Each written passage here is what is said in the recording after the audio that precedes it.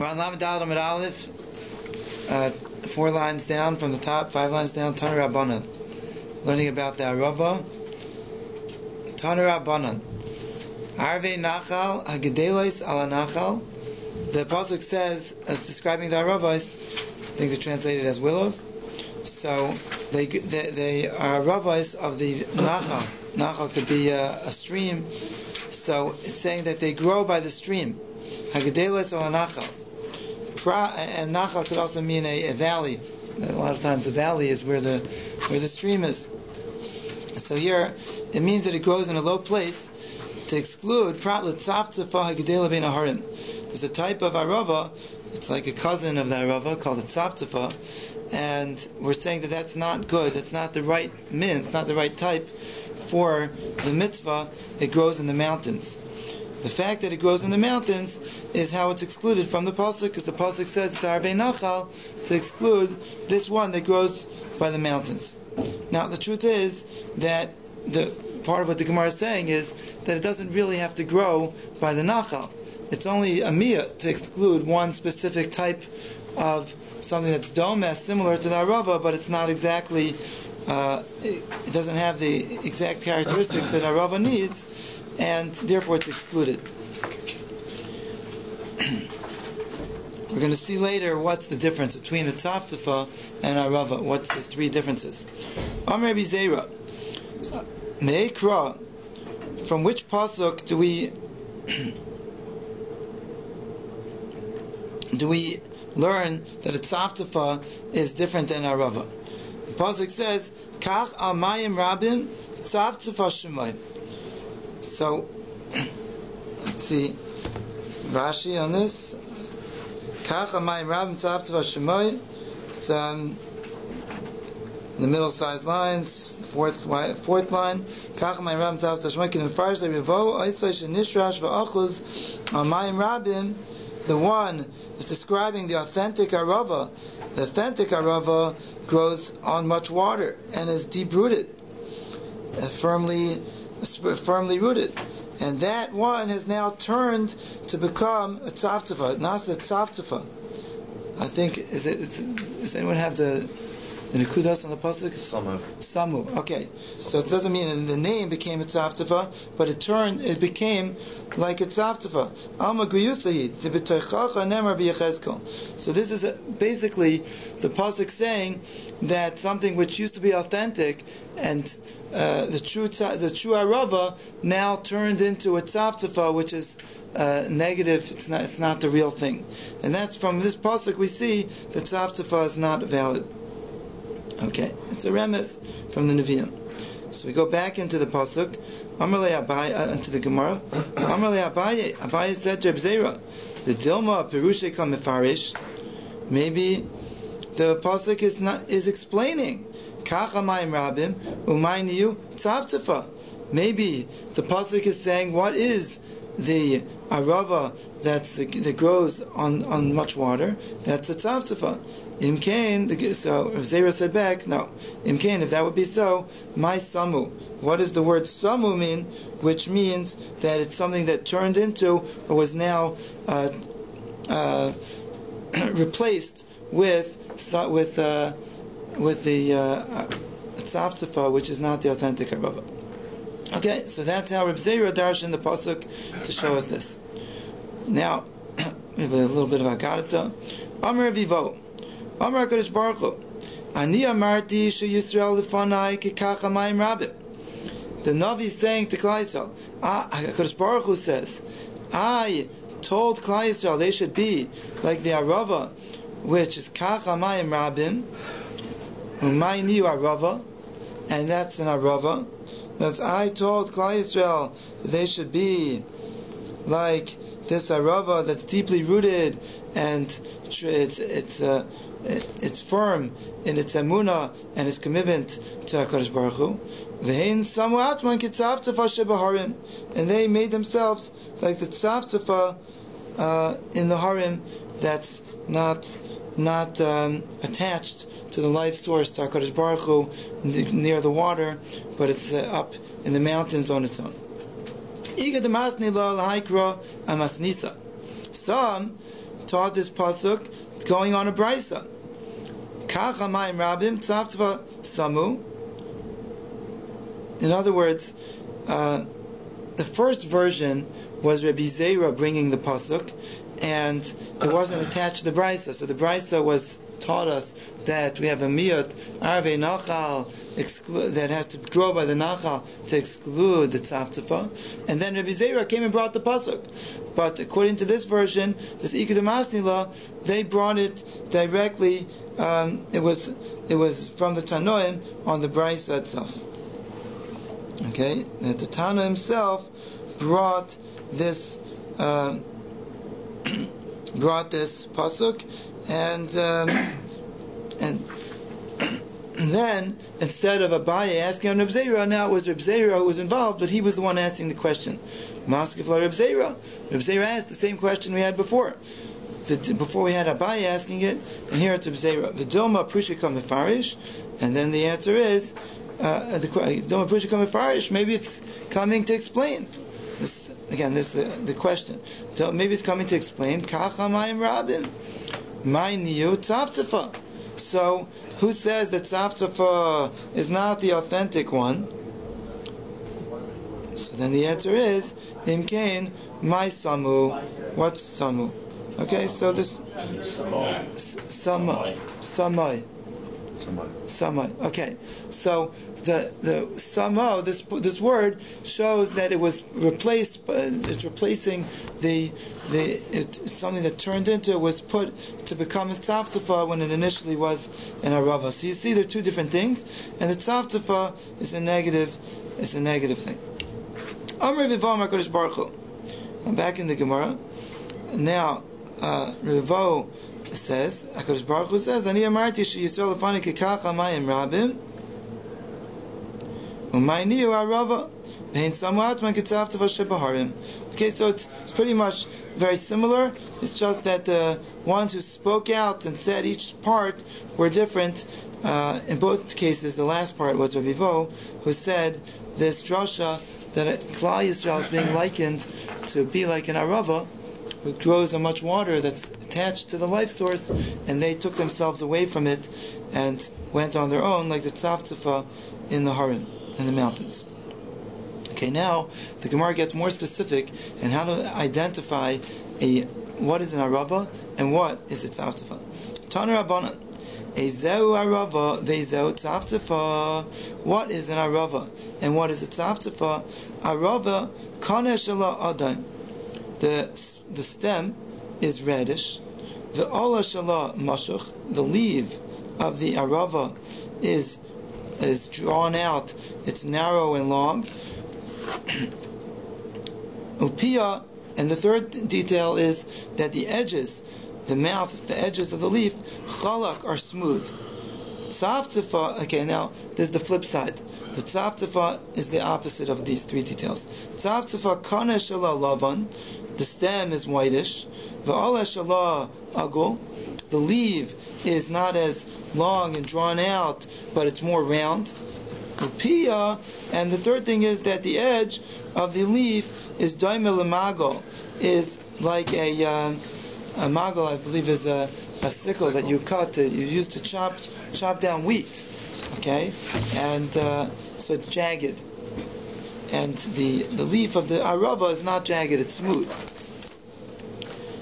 Okay, now the Gemara has a kasha on this. So now these three characteristics would indicate that it's a tzavtzva and it should be pasul. The question is, v'atanya daimeh l'magal kasher, daimeh l'meser pasul. There's two types of jagged edges. One is like a magal, like a sickle, and the other one is a meser, is like a saw. Okay, now I think Rashi tells us the difference between, what is the difference between these types of jagged edges? So, the magal, which is used for harvest, right? The sickle is all of the teeth point in one direction towards the handle. Rashi says, okay, I guess you call that downward, and the saw, the pigimais, the teeth, point away. Okay, they point different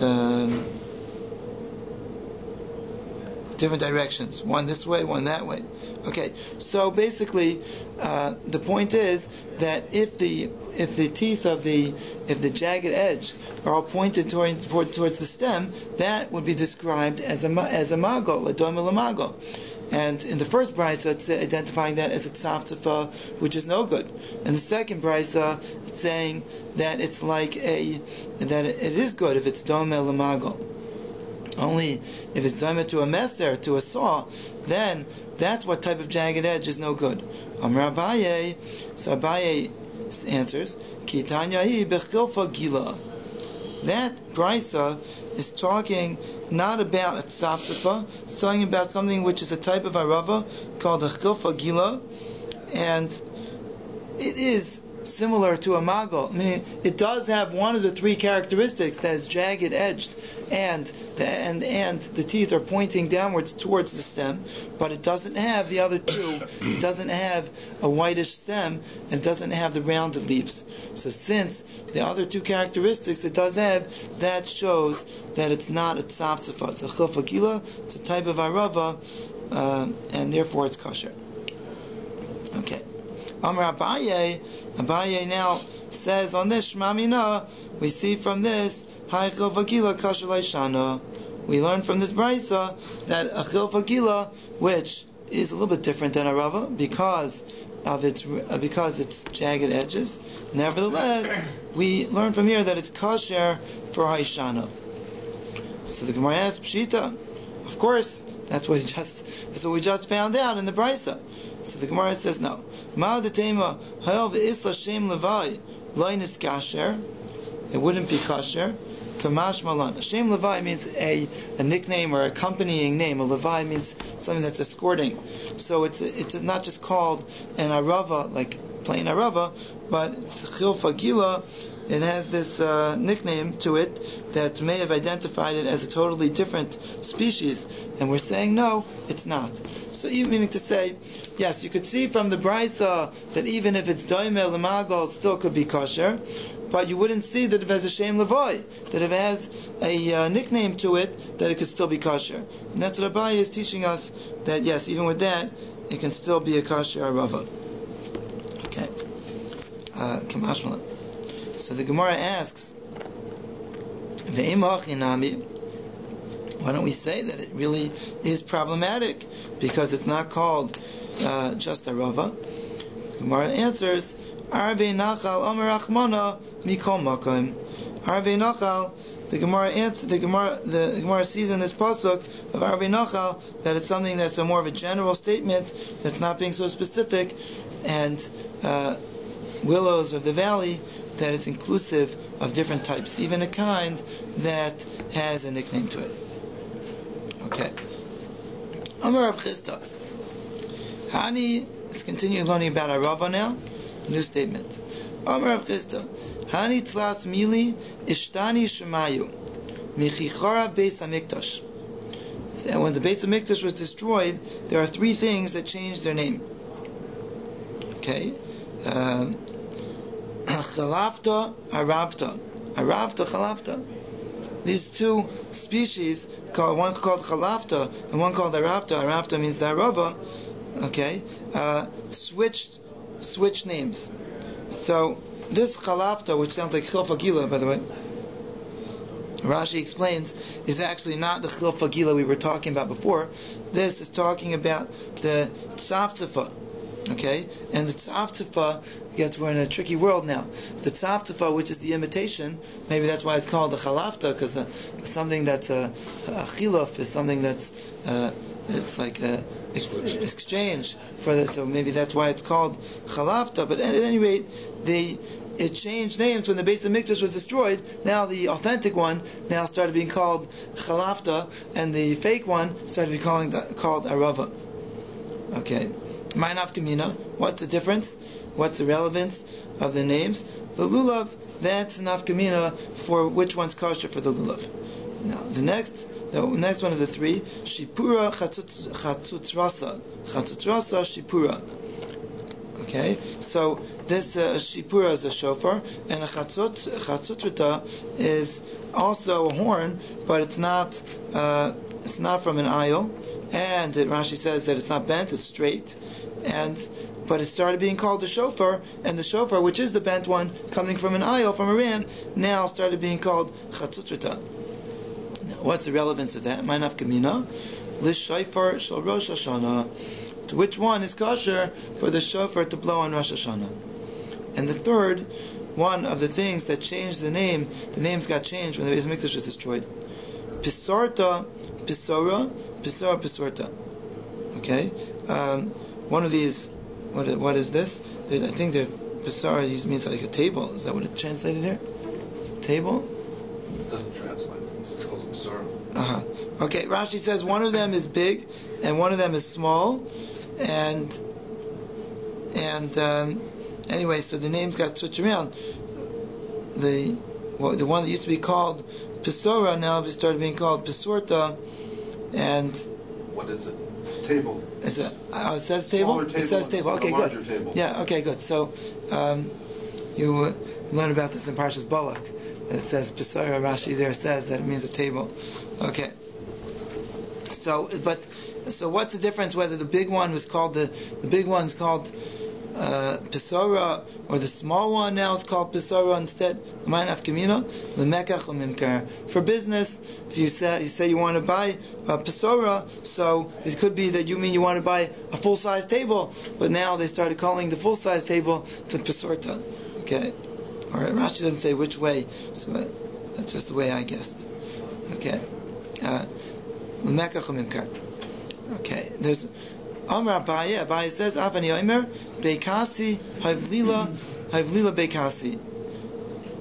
This is different parts of the stomach, and one is called the Beis HaKaisais. The Beikasi now started being called Havlila, and Havlila started being called Beikasi.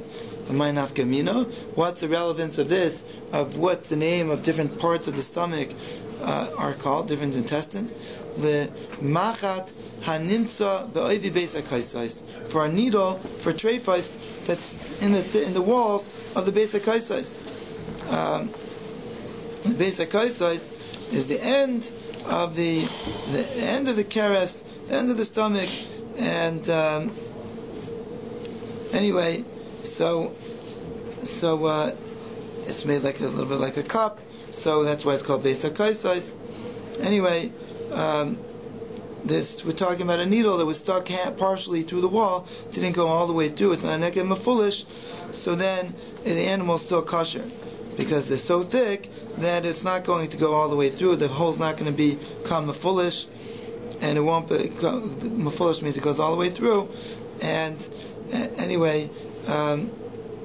Now that's what used to be, and it used to be called Beis HaKaisais, but now the name got switched around. So the one that's called Beis HaKaisais nowadays has a thinner wall, and even if it's just partially, then there's a hole partially through, doesn't go all the way through, it's not fully penetrated, it could still be, it will still be puzzle, because we say it's going to be said. Okay? I guess the idea here has something to do with the fact that when the Beis Hamikdash was destroyed, the emes and the sheker, the clarity in the world, now everything became fudged and unclear, and what used to be the authentic one now is being called the name of the one that used to be the imitation, and now the things are not as clear.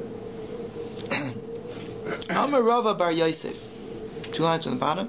Avani Yomer, I see another one. Bavel, Borsif, Bavel. The place called Bavel now became Borsif. The Ma'anav Kamina, Legite Noshim. It's relevant for a get, for Gite Noshim, to a divorce document. So the relevance is that somebody who brings a get from Chutz Aretz needs to say B'fanei Nechtav, it was written in front of me, and B'fanei Nechtav, it was signed in front of me by the Eidim. So if it's from Bavel, so then it's like it's brought from Eretz Yisrael, and because they were Bekiyim in the halachas of the Shema, and they had they had Shiyaris Mitzuyas, they had people who were learning in yeshiva, going back and forth from one to the other, who could verify the signatures. So anyway, that was the halacha from that we're saying now, from Bavel to Eretz Yisrael, and Borsif is a place near Bavel, but it's not actually Bavel. The people aren't as learned there, they don't have the yeshivas there, and if you bring a get from that place, you wouldn't have to say B'fan Nechta, B'fan Nechtan. So now the names got switched around. Somebody brings from Bavel has to say it. A shliach who brings a get, a shliach who's bringing a get from Bavel would actually have to say B'fan Nechta, B'fan Nechtan, but if shliach bring it from Borsif would not have to. Okay, let's start the next Mishnah. Okay, so far good. Says the Mishnah. Rabbi Shmuel Omer, Shleish Adasim, person takes 3 Adasim. Okay, now they're taking the 4 species, the Arba Minim. So how many do they take of each? They take 3 Adasim, B'shtei Aravos, Lulav Echad, 1 Lulav, V'esreg Echad, and 1 Esreg. Afilu Shnayim Ketumim. Okay, this is going to be confusing, and the Gemara is going to explain it to us. Not as appears in the Mishnah, but so far Rabbi Shmuel, and it seems like we're still saying the sheet of Rabbi Shmuel, and it should actually fit with what was said until now.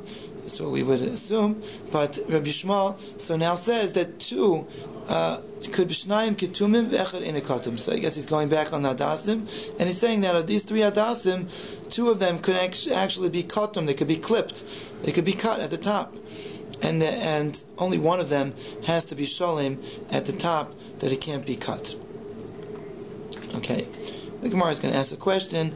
Rashi tells us already in the Mishnah that if it's cut, then it's possible. So if you need 3, so how could you have 2 of them be possible? What's the difference if you bring them? If you're bringing 2 possible ones, so then you may as well not bring them at all. So Rabbi Shmuel says you need 3. So why is he saying that now 2 of them could be cut? Okay. So we'll see in the Gemara. Tanya says I skipped Rabbi Akiva, Rabbi Tarfon. Okay, so again the first sheet was Rabbi Shmuel. Now Rabbi Tarfon, Afilu Shlosh and Ketumim. Rabbi Tarfon says that even all 3 could be cut. Rashi explains that the sheet of Rabbi Tarfon is that you don't need hadar in a hadas. So it means the hadas doesn't have to be beautiful, therefore it could be clipped at the top. Rabbi Kiva Omer Kashem Shalulav Echad Ve'esreg Echad, the same way that you can have 1 lulav, you don't need 2 lulavim, and you don't need 2 esregim, you only need 1. Kach Hadas Echad Ve'arava Achas, you can have 1 of each. That's Rabbi Kiva's opinion. You take 1 lulav, 1 esreg, and also 1 hadas, and 1 arava. Says the Gemara. Tanya Rabbi Shmuel Omer, Pri Eitz Hadar Echad. Okay, Pri is a lashon yachid, so you take 1 esrek. Kappa is Tamarim, is spelled lashon yachid. It's not spelled kappa; it's spelled kappas, even though it's read kappas. So 1 branch from a date palm, that's echad. You take only 1 lulav. Anaf eitz avais. Okay, now we're darshaning the word avais, so that's plural. So we say shleisha. And arvei nachal also is plural. Shtayim, you need 2 of them. You need more than 1. Vafilu shnayim ketumim. Okay. I made a mistake. I said Anav Eitz Avos is 3. The way it's 3, Rashi explains, is because it's 3 words. We're darshaning each word. Okay? Anav Eitz Avos. Anav is 1, Eitz is 1, and Avos is 1. And that's the drasha of how we get 3. Okay, and maybe it was mentioned in the Shurim before, because it's not just relevant to this Gemara, but I think it's the Rambam in the beginning, the Akdama to Mishnayos, says about these Gemaras that even though it's coming from Drashos, but the real source is Halacha L'Moshe Misinai, and the Gemara is looking for where you could find it in the Psukim. That the real source is that it was a Masorah that Klal Yisrael had for how many you could bring it. Okay. The this machlokes in the Surah then, like Rabbi Kiva who said what? Yeah, I guess so. Right. It wasn't Allah. It must have been machlokes in the Messiah, according to that. Right. Yeah. Okay. It could lead to questions, but yeah, that's what it sounds like. So again, back in the Gemara, the Brisa Rabbi Shmuel is saying that you need 1 esrog, 1 lulav, 3 hadassim, and arvei nochal is 2. Okay, arvei nochal shtayim, vafilu shnayim ketumim, and even if both of them are katum, ve'echad she'enei katum. So who's this going back on? It must be going back on hadassim, because you need 3. So it's saying two of them could be katum, and one of them has to be shalim, can't be cut. Maybe tarfa nightmare shleisha va'afilu shlashtan ketumim. You need to have 3, says Rabbi Tarfon, and Rabbi Tarfon says that all 3 of them could be katum. Okay, it's going on hadas. Rabbi Kiva Aimer, kishem shalulav echad v'esrog echad, just like 1 lulav 1 esrog, kachadas echad v'arava achas. Amulai Rabbi Eliezer said to him, Yachal yehei esrog imoyin ba'aguda achas. Now you're telling me that they're all the same. It's 1 of each, just like lulav's 1, esrog's 1. So also hadas and arava also are 1. So maybe you would think that they should all be 1 in the sense that the esrog should be bound together with them as well. You shouldn't hold the esrog in a separate hand. You should hold it all. It should all be bound together, even the esrog. Okay. Amrit, so you say, v'chinemar pri eitz hadar v'kapos tmarim v'haloi nemar ela kapas. So what's the drasha here? It doesn't say with a vav. The vav is a vav chibur that's like adding on to be together with in addition to the first one that would be connected with the pri eitz hadar. Rather, it says kapas without a vav, so it sounds like it's starting a new group by itself, and they're not with the esrog. Okay, and then it says with vavs, they're all added on. Therefore, they are bound with the lulav. Okay, so in other words, I think the first one I mentioned in the pasuk is the esrog pri eitz hadar. Yeah. Okay, so that one stands by itself. And then the next one in the pasuk has no vav, so that's kapos tmarim. Okay, and then the next 2 have vavs to add on to connect them to be together with the lulav. Okay. Okay. Says the Gemara further, Uminayin, and from where do we know Shem Akvin says that they the 4 minim are all ma'akiv each other, that if you're missing one of them, then the 3 don't get the other 3 is not the mitzvah. You don't get the mitzvah, you don't fulfill the mitzvah through taking those other 3. Tamulaymar ulekachtem shetehei lekicha tama. Okay, so drasha that lekachtem tam is a lashon of shalem, complete, tamim, and lekachta tam. So you need a complete taking, all 4. Now the Gemara, that's the end of that brisa. Now the Gemara has a kasha back on the opinion of Rabbi Shmuel, which was in both the brisa and in the Mishnah. That he said you need 3 hadassim, but these 3, one of them has to be shalim, and the other 2 could be clipped. Rabbi Shmuel manavshach each shleimin, if it needs to be kosher, it needs to be complete. It's required to be shalim. Li boy nami kulu. So all 3 should have to be shalim. Ilai boy shleimin, if he does not require the hadas in order to be kosher, then it has to be shalim. So if iluchad nami loy, so even 1 should not have to be complete to be not clipped on top. Amar Bira, so Bira answers. Am Rabbi Yami. Chazar by Rabbi Shmuel. Rabbi Shmuel actually changed his mind, his shita. And initially, he held that you need 3, and that the 3 need to be complete.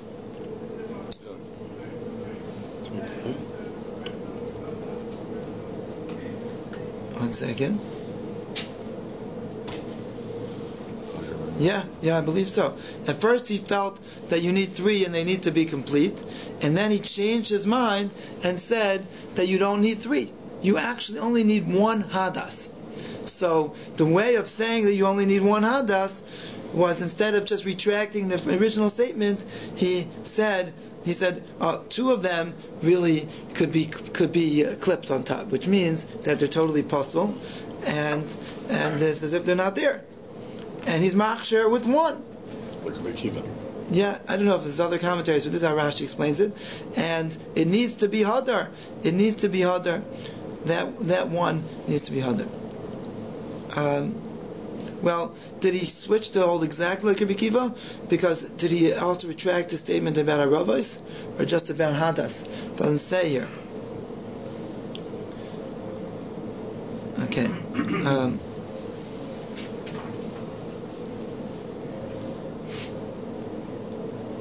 Okay. Says the Gemara further. Amar is an amazing thing. What makes it extra amazing is that the Brisa also repeats the same way, right?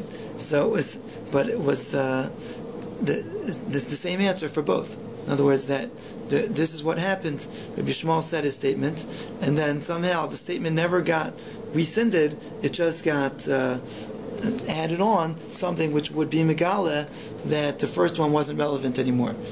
And now you only need 1 according to Rabbi Shmuel. Amar Rabbi Shmuel, halacha Rabbi Tarfon. The halacha follows Rabbi Tarfon, who said that you need 3, but all 3 don't need to be hadar; they could be cut. V'as Shmuel tamei, and Shmuel is l'shitasai. Okay. That is machsher with katum, that he's machsher when it's cut. The Amar, he goes according to his reasoning that we find elsewhere. The Amar Shmuel said lahanu de mezavni yasa, to the merchants who sold the hadasim, also as a hadas, ashvu v'zavinu, make your price evened out, lower the price to be a fair price. You're charging too much, and he put pressure on them. The Eloi, and if you don't straighten out this price, Darishna lechu, I will darshan the drasha for you, ki Rabbi Tarfon, like Rabbi Tarfon, that if it's katum, it's still kosher, and then nobody's going to pay your high price that you're charging, because look, it's not katum, and you're taking advantage of people. So he's saying that you have to sell it for a fair price. Don't make the price go up, because people want 3 adasim and shleimim, because if not, I will darshan that you don't need shalim at all, and it could be even katum. Okay, so the Gemara explains. My time, why would he darshan like Rabbi Tarfon? If, because Rabbi Tarfon is so lenient that he allows it to be katum, v'lidish like Rabbi Akiva, the mekel tvei. Let him darshan like Rabbi Akiva, that you only need 1 hadas, and that's even more lenient, because then people are only going to buy 1 instead of buying 3. So the Gemara answer is, no, actually, it's not more lenient. To have 3 that are cut on the top are actually more commonly found. 1 that's not cut is still called lo shchiach, and therefore it would be more of a leniency to darshan like that. Okay, do we still have more time to do the next Mishnah? Esrog gazel, Esrog that's stolen, vayavish, and that's dried, puzzle is puzzle. Okay, like we saw before by the other mina. Shel ashera v'shalera nidachas, from an ashera tree, a tree that was nevad for avodah zarah, and an irani dachas of a city that had served avodah zarah and had a verdict on it that it needs to be burnt. Puzzle, that esrog is puzzle. Shal arla puzzle, shal truma tameya puzzle. Arla wasn't mentioned in the previous ones because it wasn't relevant, because they're not fruits. So arla, in the first 3 years of the growth, the fruit is the first 3 seasons. The fruit is arla, and it's aser bana. Is it even possible to get it because esrog takes so long to form? I guess it's possible. I don't know. Maybe it's just only theoretically possible. Okay, I don't know. Shall arla apostle, shall truma tameya apostle. Okay, I have to admit I don't remember the halacha, but I don't like to say this on camera. But maybe one of you remembers.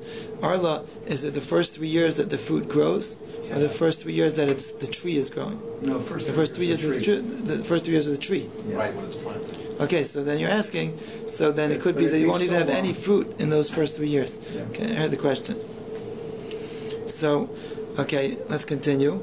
There's another halacha now for esrog, and that is shal truma tameya. If it's truma tameya, so that's also puzzle.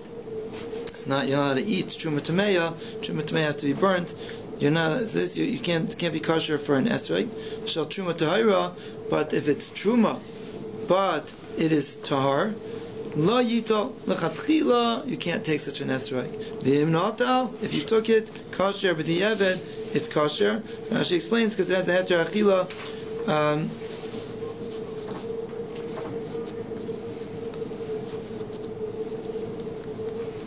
Okay. I actually don't know if the Rashi is going on this. Okay, the Gemara is going to explain why l'chatchila you can't take it, but b'diavad, if you took it, it is fit for Kohanim to eat, and it's kosher. Shel demai, beishamai paislin, beisil machshirin.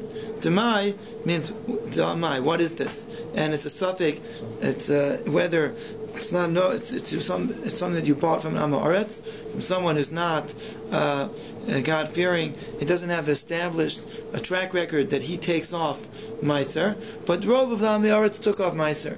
So that was something the Rabbanan decreed that still you have to take off Meiser with certain leniencies, but it's forbidden to eat until you take off Meiser. Now we're saying that what's the halacha of Demai? An esrog that's Demai, that's bought from Namaretz. Beishamai paislin, Beis Hillel machshirin.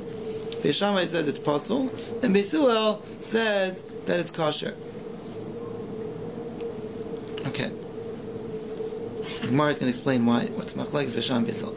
Shal meiser sheni b'Yushalayim layitol. V'im notal kosher. Okay, in Yerushalayim you can't take it, but if you did take it, it's still kosher. You're allowed to eat meiser sheni in Yerushalayim, not outside of Yerushalayim. It has a heter achila, but outside Yerushalayim, it's you can't take it because it's not. You can't eat it outside Yerushalayim. Also, it doesn't say again why imnatal, why la yital chatchila, but the Gemara will explain. Also, chazazis al rubai.